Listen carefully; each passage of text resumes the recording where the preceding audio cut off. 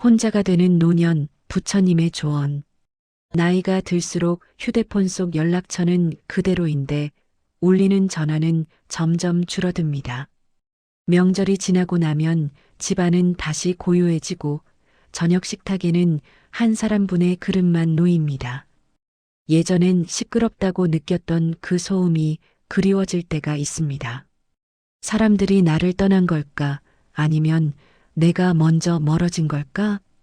이런 생각이 들 때면 마음 한구석이 허전해집니다.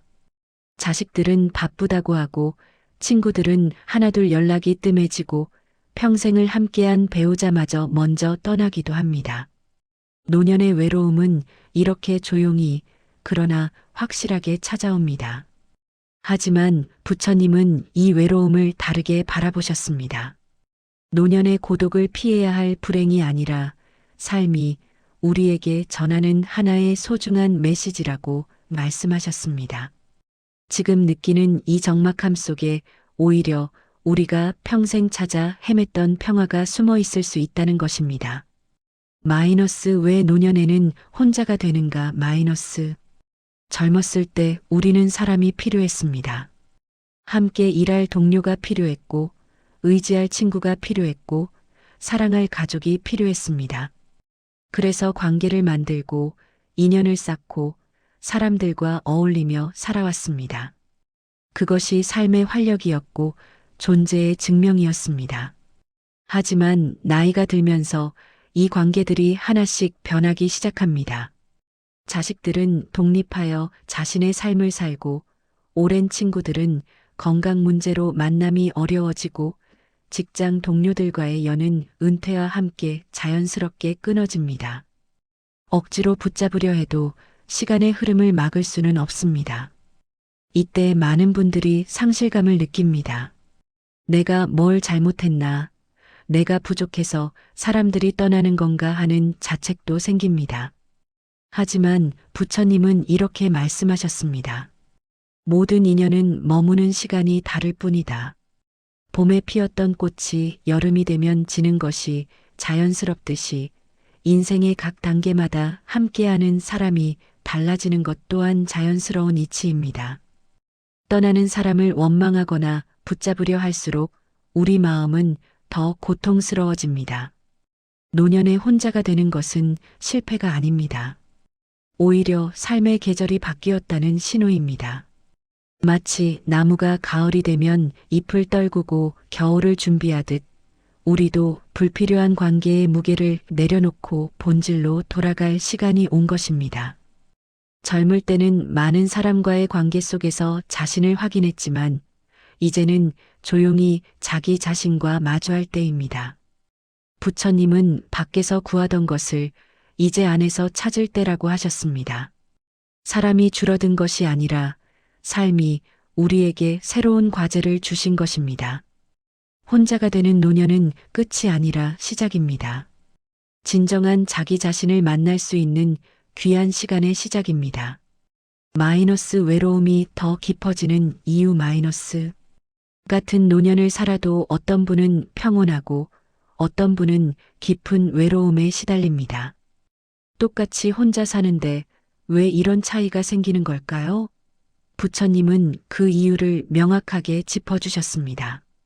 외로움은 사람이 없어서가 아니라 기대가 남아있어서 생긴다. 우리는 나이가 들어도 여전히 많은 것을 기대합니다. 자식이 자주 전화하기를, 명절에는 온 가족이 모이기를, 생일을 기억해 주기를, 아플 때 곁에 있어 주기를 바랍니다. 이런 기대는 너무나 당연해 보이지만 바로 이 기대가 외로움을 키우는 씨앗이 됩니다. 자식에게 전화를 기다리는 마음 그 자체가 이미 괴로움입니다. 전화가 오지 않을 때마다 서운함이 쌓이고 전화가 와도 이제야 전화하네 하는 섭섭함이 생깁니다. 기대는 결코 충족되지 않습니다. 오히려 더 큰 기대를 낳을 뿐입니다. 가족 모임을 기대하는 마음도 마찬가지입니다. 모두 모였으면 좋겠다고 생각하지만 막상 모여도 각자 휴대폰만 보거나 빨리 일어나려 합니다. 옛날에는 안 그랬는데 하는 아쉬움이 밀려옵니다. 기대했던 따뜻함 대신 실망만 커집니다. 예전에 나 자신에게 거는 기대도 외로움을 깊게 만듭니다. 내가 예전에는 이렇게 무기력하지 않았는데, 옛날에는 사람들이 나를 찾았는데 하며 과거의 자신과 지금의 자신을 비교합니다. 이 비교는 현재를 초라하게 만들고 지금 이 순간을 있는 그대로 받아들이지 못하게 합니다. 부처님은 이런 기대를 집착이라고 부르셨습니다. 사랑처럼 보이지만 실은 내가 원하는 모습을 상대에게 강요하는 것입니다. 자식이 효도하기를 바라는 마음, 배우자가 예전처럼 다정하기를 바라는 마음, 친구가 먼저 연락하기를 바라는 마음. 이 모든 것이 내가 원하는 대로 되기를 바라는 집착입니다. 문제는 세상이 내 기대대로 움직이지 않는다는 것입니다. 자식은 자식의 삶이 있고, 배우자도 나이 들며 변하고, 친구들도 각자의 사정이 있습니다. 하지만 우리는 계속 기대하고 기대가 무너질 때마다 외로움은 더 깊어집니다. 기대를 내려놓는다는 것은 사람을 포기하라는 뜻이 아닙니다. 오히려 있는 그대로를 받아들이라는 뜻입니다. 자식이 전화하면 감사하고 안 해도 괜찮다고 여기는 것입니다. 가족이 모이면 기쁘고 각자 바쁘면 그것도 이해하는 것입니다. 부처님은 기대를 내려놓을 때 비로소 진짜 사랑이 시작된다고 하셨습니다. 조건 없이, 바람 없이 그저 상대의 행복을 바라는 마음. 그것이 진정한 사랑입니다. 외로움이 깊어졌다면 지금 무엇을 기대하고 있는지 들여다볼 때입니다. 그 기대를 하나씩 내려놓을 때 외로움 대신 평온이 찾아옵니다. 혼자가 된다는 것의 진짜 의미. 혼자가 되었다는 말을 들을 때 우리는 무엇을 떠올릴까요? 대부분 버려졌다는 느낌, 필요 없어졌다는 생각, 인생이 끝나간다는 두려움을 먼저 떠올립니다. 하지만 부처님은 전혀 다른 관점을 제시하셨습니다. 혼자가 된다는 것은 잃은 것이 아니라 얻은 것입니다. 무엇을 얻었을까요? 바로 온전히 자기 자신과 마주할 수 있는 시간입니다. 평생을 살아오며 우리는 정작 자신과 제대로 마주한 적이 별로 없습니다. 젊었을 때는 학업과 취업에 쫓겼고 중년에는 가족을 책임지느라 바빴고 항상 누군가의 부모로, 배우자로, 직장인으로 살았습니다. 내가 진짜 원하는 것이 무엇인지, 내 마음이 어떤 상태인지 돌아볼 여유가 없었습니다. 그런데 이제 조용해졌습니다. 아침에 눈을 떠도 서두를 일이 없고 누군가를 챙겨야 할 의무도 줄어들었습니다. 이 고요함 속에서 비로소 자신의 목소리를 들을 수 있습니다. 나는 지금 행복한가? 내가 정말 원하는 삶은 무엇인가? 나는 어떤 사람인가? 그 같은 질문을 할 수 있는 시간이 주어진 것입니다. 부처님은 고요 속에서 자신을 만나는 사람은 결코 외롭지 않다고 하셨습니다. 외로움과 고독은 다릅니다. 외로움은 누군가를 그리워하며 괴로워하는 것이지만 고독은 자기 자신과 평화롭게 함께하는 것입니다. 혼자 차를 마시는 시간, 혼자 산책하는 시간, 혼자 책을 읽는 시간. 이런 순간들이 외롭게 느껴진다면 아직 자신과 친해지지 못한 것입니다. 하지만 이 시간들을 온전히 누릴 수 있다면 그것이야말로 가장 풍요로운 시간이 됩니다. 많은 분들이 혼자 있으면 쓸모없는 생각만 든다고 말씀하십니다. 과거의 후회, 미래의 불안, 타인과의 비교, 이런 생각들이 머릿속을 채웁니다. 하지만 그것은 아직 자신과 제대로 만나지 못했기 때문입니다. 진정으로 자신과 마주한다는 것은 과거를 반추하거나 미래를 걱정하는 게 아닙니다. 지금 이 순간 숨을 쉬고 있는 나 자신을 느끼는 것입니다. 창밖의 햇살, 손끝에 따뜻한 찻잔, 몸속을 흐르는 숨결. 이런 것들을 온전히 느낄 때 비로소 나는 지금 여기에 살아있다는 것을 깨닫게 됩니다. 부처님은 자기 자신이야말로 평생 함께할 유일한 동반자라고 하셨습니다. 다른 사람은 언젠가 떠날 수 있지만 나 자신은 죽는 순간까지 함께합니다. 그런데 우리는 평생 그 동반자를 외면하고 살아왔습니다. 이제 혼자가 되었다는 것은 비로소 가장 중요한 사람, 바로 나 자신과 친구가 될 기회를 얻었다는 뜻입니다. 나를 이해하고, 나를 위로하고, 나와 대화하는 법을 배울 때입니다. 혼자라는 것은 고립이 아니라 자유입니다. 누구 눈치 보지 않고, 누구 기준에 맞추지 않고, 오롯이 내가 원하는 대로 살 수 있는 자유입니다. 이 자유를 두려워할 필요가 없습니다. 오히려 이것이야말로 평생 기다려온 선물일 수 있습니다. 마이너스 부처님이 말한 노년의 지혜 마이너스. 부처님은 노년을 살아가는 이들에게 특별한 가르침을 주셨습니다. 노년에는 사람을 늘리려 하지 말고 마음을 줄여라. 이 한 문장에 노년을 평온하게 사는 모든 비밀이 담겨 있습니다. 젊을 때는 더 많은 것을 얻으려 합니다. 더 많은 친구, 더 넓은 인맥, 더 큰 성취. 그것이 성장이고 발전이라고 배웠습니다. 하지만 노년은 다릅니다. 노년의 지혜는 더하기가 아니라 빼기에 있습니다. 먼저 말을 줄이는 것부터 시작합니다. 나이가 들면 하고 싶은 말이 많아집니다. 과거의 경험을 들려주고 싶고 젊은이들에게 충고하고 싶고 세상 돌아가는 것에 대해 의견을 내고 싶습니다. 하지만 말이 많아질수록 관계는 오히려 멀어집니다. 부처님은 말이 많으면 실수가 많고 실수가 많으면 후회가 많다고 하셨습니다. 특히 노년에는 같은 이야기를 반복하거나 불평이 많아지기 쉽습니다. 자식들이 찾아와도 계속 잔소리를 하면 다음에는 발걸음이 무거워집니다. 말을 줄이면 귀가 열립니다. 들을 줄 아는 사람은 어디서나 환영받습니다. 손주의 학교 이야기를 진심으로 들어주고 자식의 고민을 판단 없이 들어주는 것. 그것만으로도 충분히 소중한 존재가 될 수 있습니다. 다음으로 기대를 줄입니다. 앞장에서 말했듯이 기대는 외로움의 씨앗입니다. 이 정도는 해줘야 하는 거 아닌가, 당연히 이렇게 해야지 같은 생각을 내려놓아야 합니다. 자식이 효도하기를 기대하지 말고, 친구가 먼저 연락하기를 기대하지 말고, 세상이 나를 알아주기를 기대하지 않습니다. 기대를 내려놓으면 모든 것이 선물이 됩니다. 자식의 작은 전화 한 통도 감사하고, 이웃의 인사 한마디도 따뜻하게 느껴집니다. 기대가 없으니 실망도 없고 실망이 없으니 마음이 편안합니다. 그 다음은 비교를 줄이는 것입니다. 옆집 할머니는 자식들이 매주 온다던데, 친구는 손주가 5이나 된다던데, 나만 이렇게 사는 것 같은 생각들이 마음을 괴롭힙니다. 하지만 남의 삶은 겉모습일 뿐입니다. 보이는 것이 전부가 아닙니다. 부처님은 비교는 모든 불행의 뿌리라고 하셨습니다.